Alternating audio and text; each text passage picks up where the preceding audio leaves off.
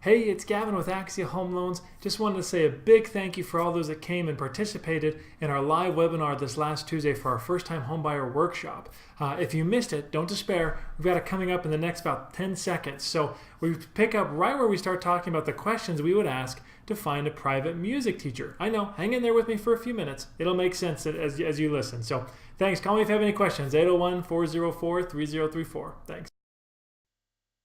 Lessons. It's a kind of a daunting task. You want to find a teacher, and what do you want to ask that teacher? What do you want to know? Questions you might think you want to know what their experience is. How long have they been teaching? What's their background? Certifications or specializations. Maybe they teach a specific method that you want your son or daughter to learn. Maybe the size of their studio or their scheduling. But as a parent or as a student, what's the first question that comes to mind when we ask that, or when we talk to that teacher? And I think the first question that comes to our mind is, how much do you charge? And obviously that's on the top of our mind when we're talking with teachers. We want to know we just want to know how much this is going to cost, right? But when we ask that as the first question, what do we tell the teacher? We tell the teacher we don't care about their experience, we don't care about their knowledge or how they teach certain students, we don't care about their certifications or performance experiences that they've had to help inspire our son or daughter who's taking lessons.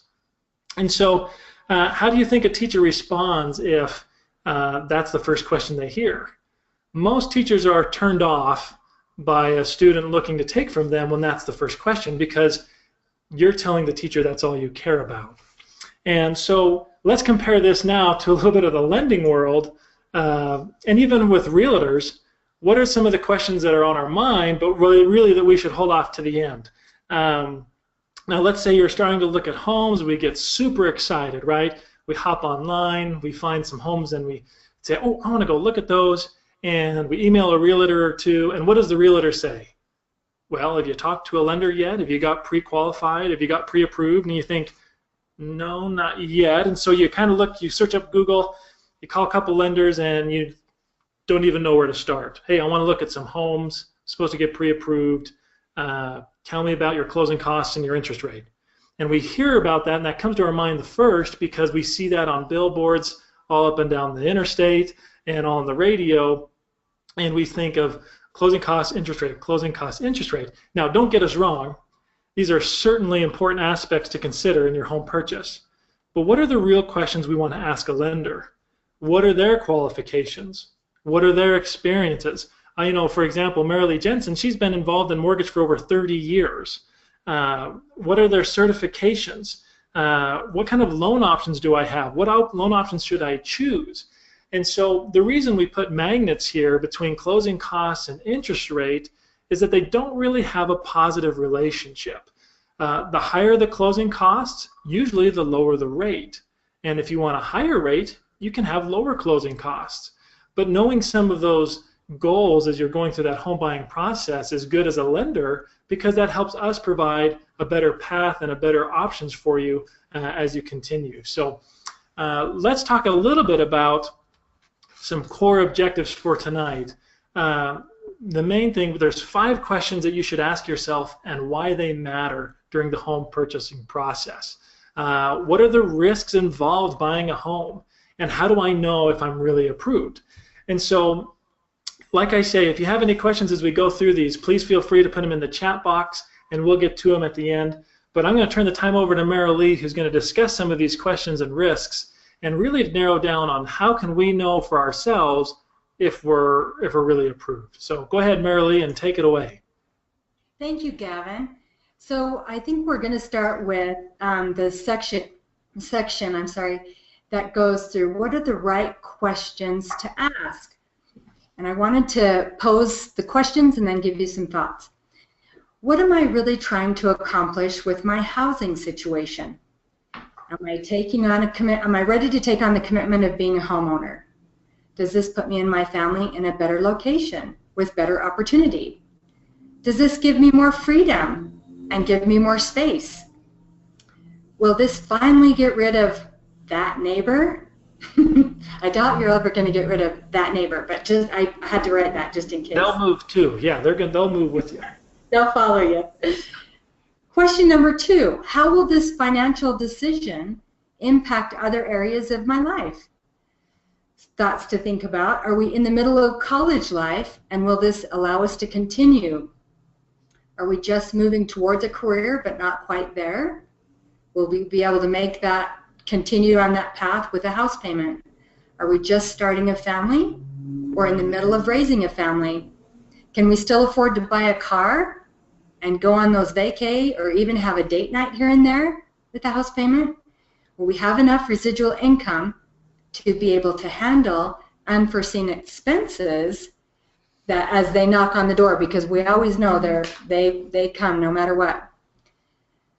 Question number 3, how can I make sure this fits into my short-term and long-term budget?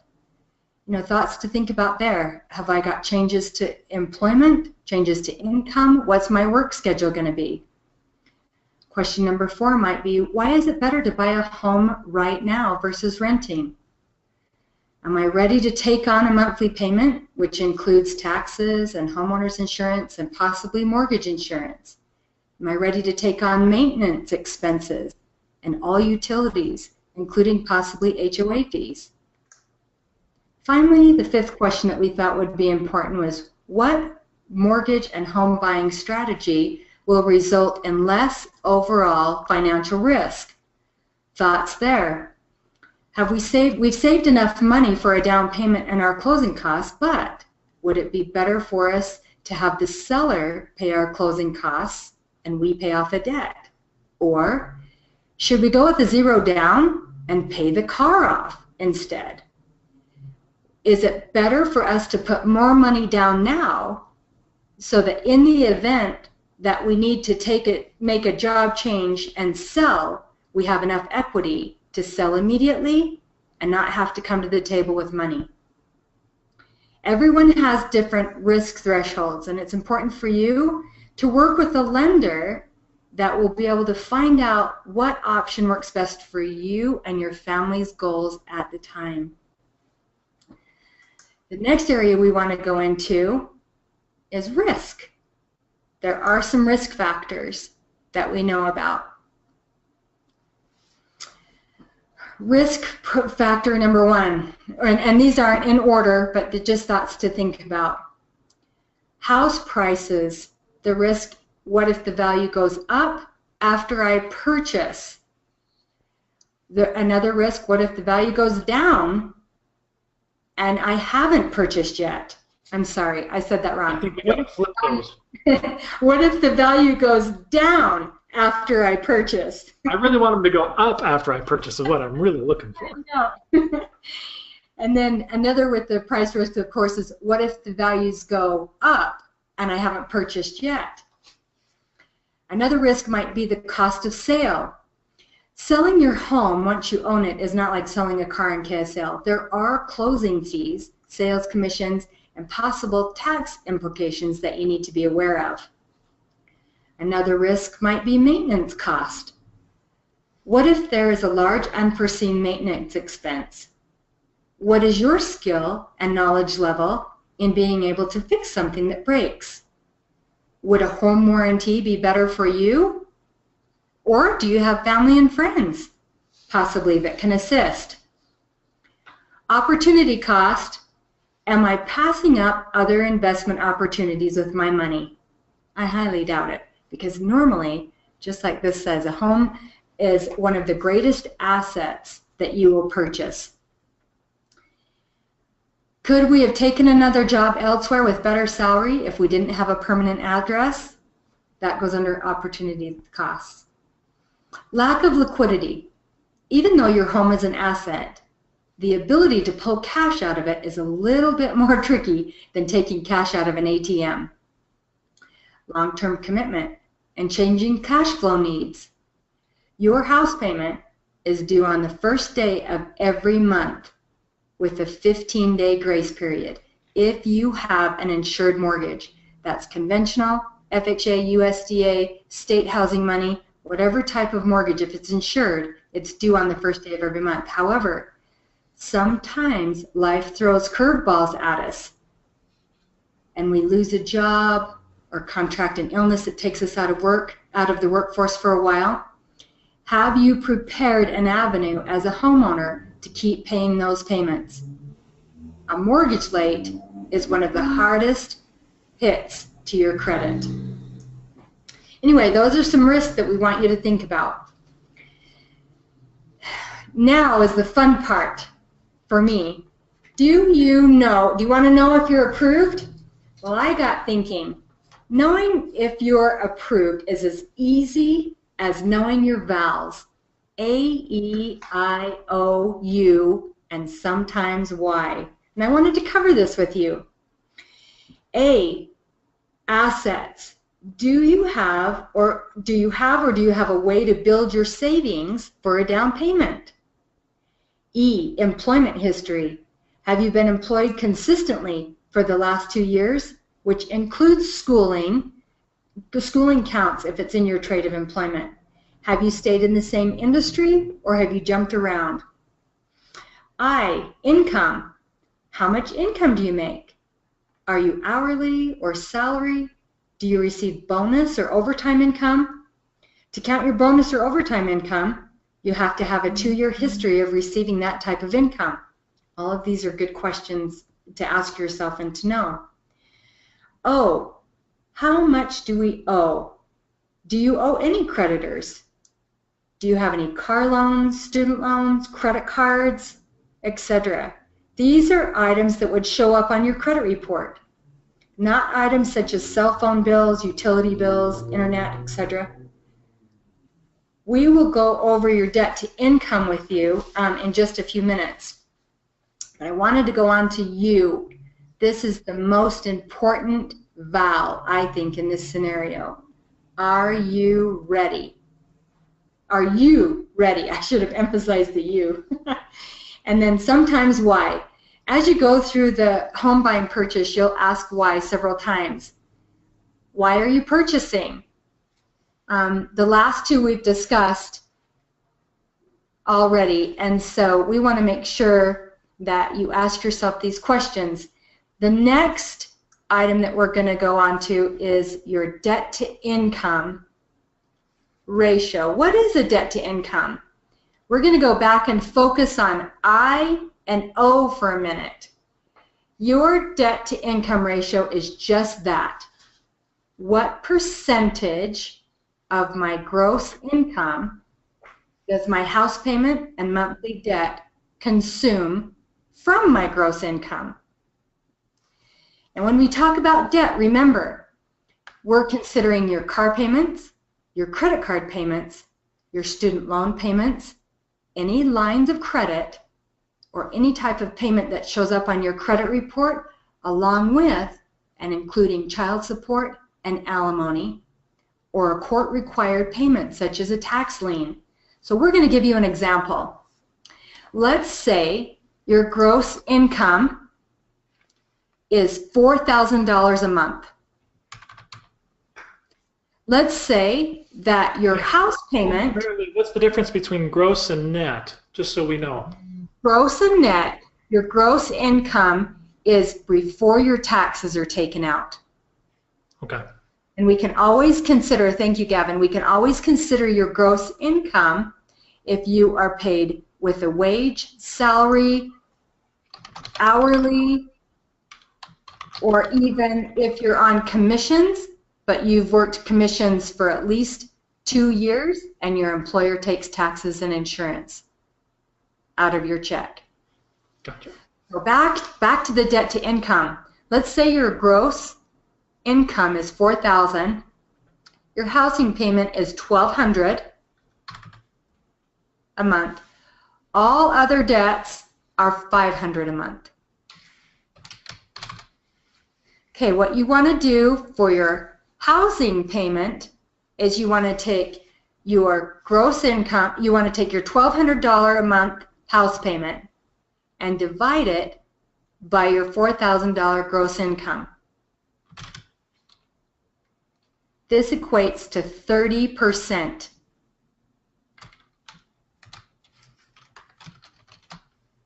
That's what we call the front ratio, your house payment into your gross income. Your back ratio is your house payment plus your other debts divided by your gross income.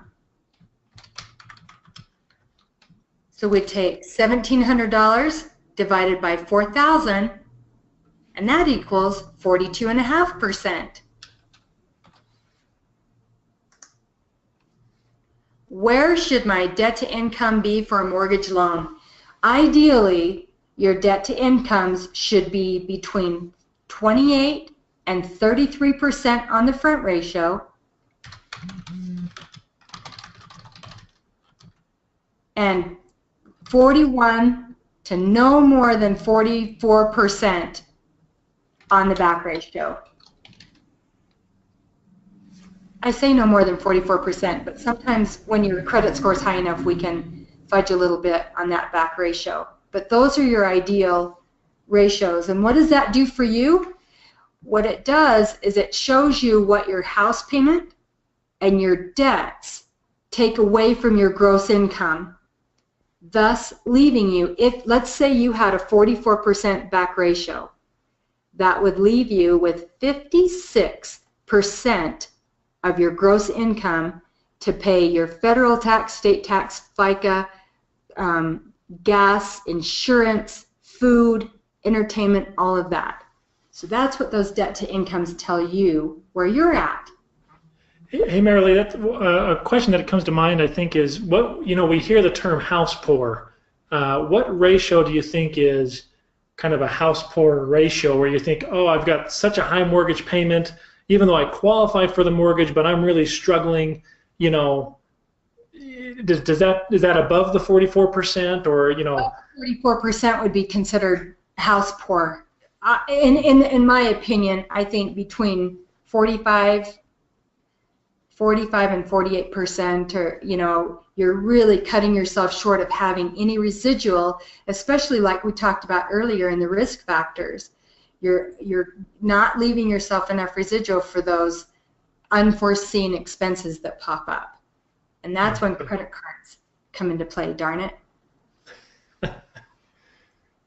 So the next thing I wanted to go on to is I wanted to talk about your credit scores. Not to give how much you owe the limelight, but we're going to give it the limelight.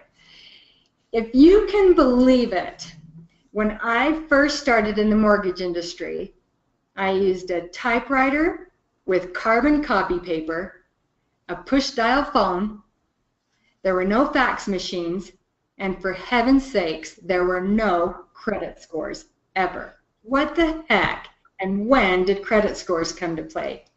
Well, fast forward to the now world, where your credit scores are not only your documented history of making payments to individual creditors, but it's also now your borrowing ability, or AKA your passport into lending, if you will.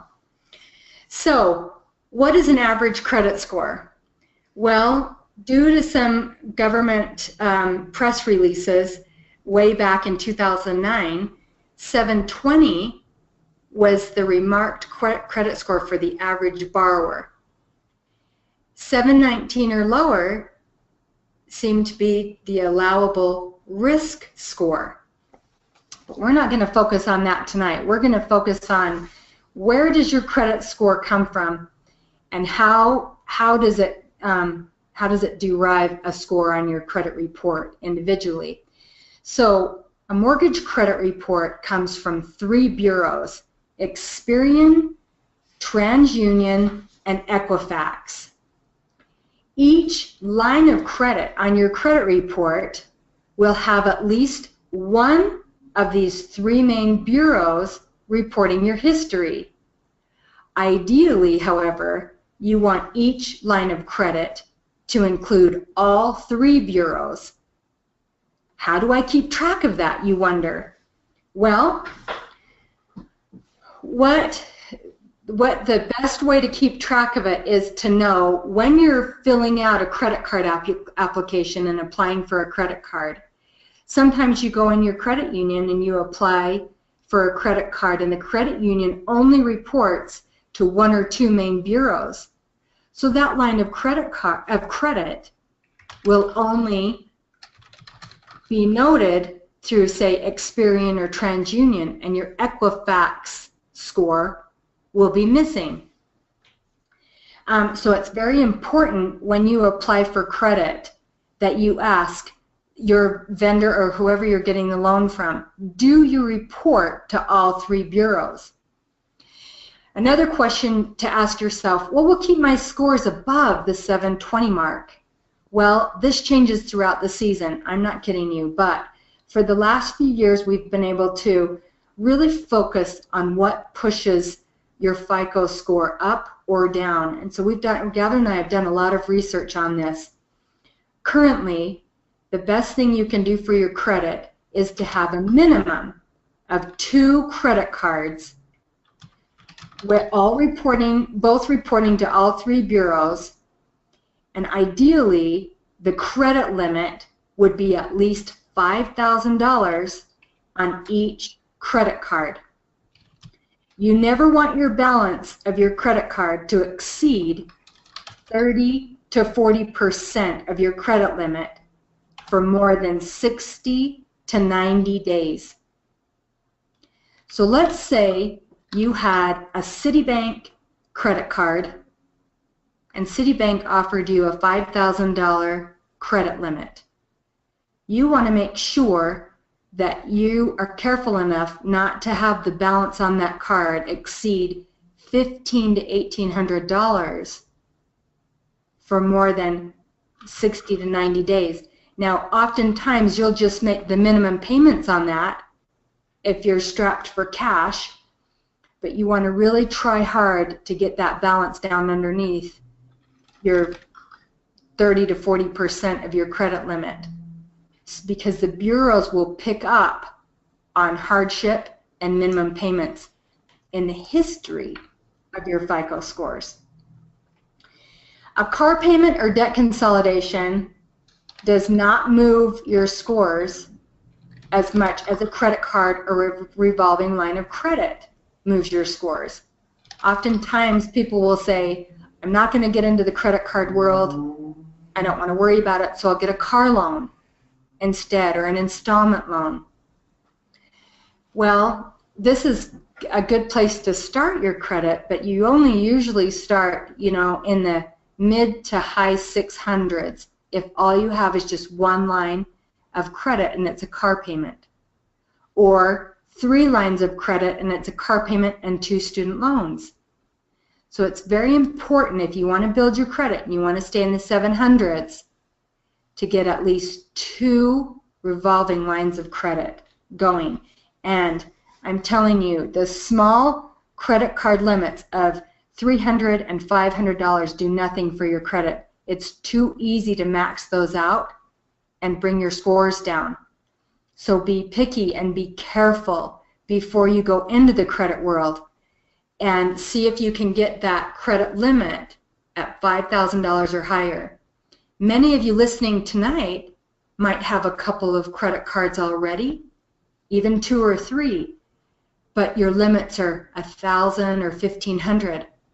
If you've paid on those cards consistently and have been careful and kept a good track record, call the vendors, call the 800 number on the back of your card and ask them to increase your limit, your credit limit, to $5,000. Request the amount out loud, and oftentimes you can go online and do that as well. And I think that helps too, because if your balance was $1,000 on $1,500, we're over that 50% mark for sure. But if we have a higher limit now, our actual balance would be under that 30 and 40%, which over time, even within a few months, I think we've seen borrowers really improve their credit scores just by keeping that balance under that 30 and 40% on those credit cards. And we're talking a big jump, like your credit can jump up to the tune of 60 to 100 points. Those 2 revolving lines are very important, and if you get 3 revolving lines or 4, even better. As long as you can, maintain control on your revolving debt. The other thing I wanted to mention to you is the importance of a student loan late, or even worse, a student loan default.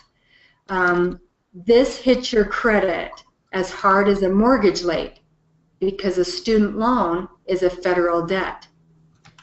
And we didn't used to really worry about student loans so much until the big recession, several years ago, when a lot of people went back to work because there wasn't employment. Now, from 2013, 14, 15, and on, we've been dealing a lot with student loans as part of our qualifying scenarios. So I wanted to remind you about your student loan payments and how important they are. Remember that your credit monitoring services like Credit Karma and all those that you can sign up for online, they do not issue the same scores that a mortgage lending credit score and reports issue. Oh man, we could go on and on about credit, but instead we would love you to call us so that we can discuss your credit with you and pull a free credit report for you, letting you know where your credit scores are and your FICOs. So anyway, the next scenario that we wanted to run by you is just a couple of options that we wanted to know are out there for you. We've got the handouts in our webinar right here that you can just click on. One is the Spring 2017 guideline to mortgage rates, and it gives kind of a background. It's kind of interesting. And then the other one is the information on the housing market and what that does and what that means. And it's just, it's a good read if you're interested in getting more details. In conclusion, I just wanted to reiterate that our goal tonight was to help you understand questions that you might want to ask yourself and possible risks that you should consider before becoming a homeowner. And also, of course, how to know if you're approved. I hope that we have added some knowledge and education, and more than anything, I hope that we've helped you with some motivation and some excitement in your home buying process. We'd like at this time to open up for any questions that you might have for us. Yeah, that's great. Thank you, Marilee. We'll turn even our webcams back on as well for some questions, and wait just for a few minutes for some questions to come in and see what we can find here. One question here is student loans. What if, and I think you kind of touched base on it just a little bit, what if student loan payments haven't started yet, or I'm still in school and student loan payments haven't started? Then what? Well, because of the amount of student loans that we've got now, almost every type of loan that we have, they do take into consideration some form of payment or another on your student loans. And so what you'll want to do is go in to your student loan scenario and find out what your payment will be so that we can prepare and calculate those into your debt to income ratio.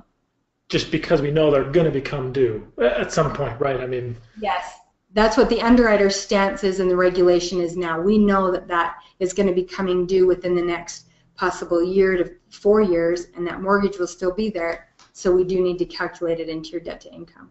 Gotcha. Okay, great.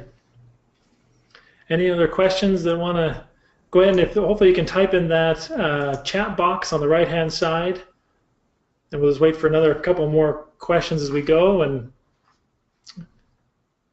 we'll see what we've got. We're so glad that you guys joined us tonight.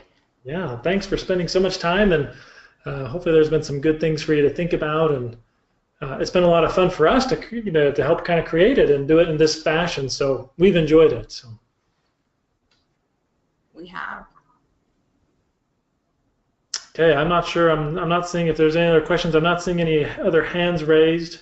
One thing that I might want to ask, or might want to add on the credit section, my son and I were talking about this.